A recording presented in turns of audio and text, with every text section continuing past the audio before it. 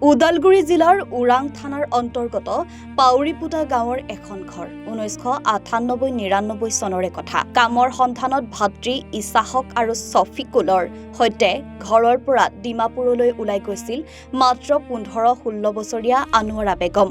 ডিমাপুৰৰ 1 নম্বৰ কিষাণ ইটা ভাটাত কাম কৰি থকা অৱস্থাতেই আনোৱাৰাৰ বিবাহ হৈছিল শিলচৰৰ কাঞ্চনপুৰৰ নিবাসী আব্দুৰ ৰৌফৰ পুত্ৰ শ্বহিদুল ইছলামৰ সৈতে। বিবাহৰ প্ৰায় 15 বছৰ পিছত স্বামী আৰু সন্তানসহ সপৰিয়ালে আনোৱাৰা গুচি গৈছিল স্বামীৰ গৃহ কাঞ্চনপুৰলৈ। তাৰ পিছৰে পৰা পৰিয়ালৰ সৈতে সম্পূৰ্ণভাৱে যোগাযোগ বিচ্ছিন্ন হৈ পৰে আনোৱাৰাৰ। বৰ্তমান মাতৃ বৃদ্ধা হৈছে।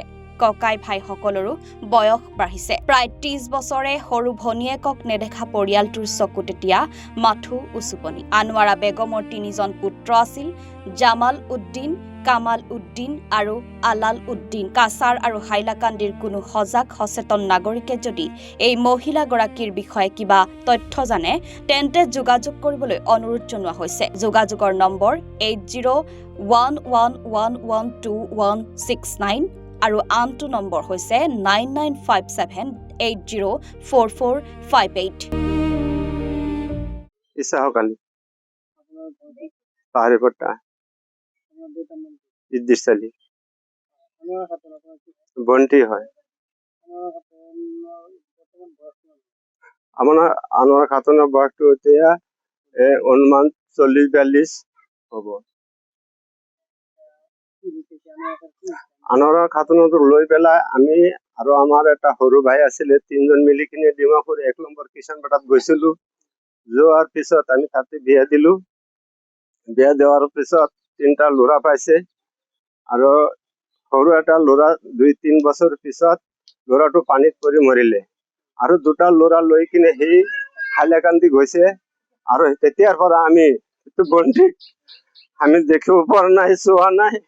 এতিয়া আমাৰ পৰিয়াল, আমাৰ যিমান ভাই ককাই আছে, আমাৰ দেউতা মৰিলে, এতিয়া আশা কৰিছে এইটো বন্টিক চাবৰ কাৰণে পৰিয়ালটো বিচাৰি আছে, আমি পোৱা নাই।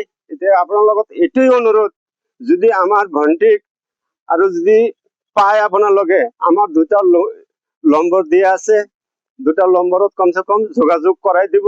আমি সিহঁতৰ লগত কথা পাতিম। আৰু আমাৰ ভন্টিৰ 2টা ল'ৰা আছে। এটা ল'ৰা হ'ল আপোনাৰ ডাঙৰ ল'ৰাটো হ'ল জামাল উদ্দিন আৰু 2 নম্বৰ ল'ৰাটো হ'ল কামাল উদ্দিন। আৰু 3 নম্বৰ যোনটো ল'ৰা আছিলে আলাল উদ্দিন আছিলে, এইটো 2-3 বছৰত সি পানীত পৰি মৰিছে, সৰু অৱস্থাত মৰিছে।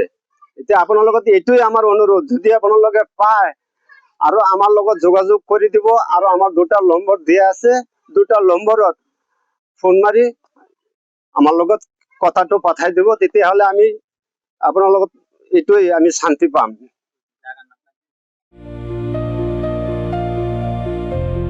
তলগাঁৱৰ পৰা ফাৰুক মণ্ডলৰ ৰিপৰ্ট, এনি ভাৰত 24।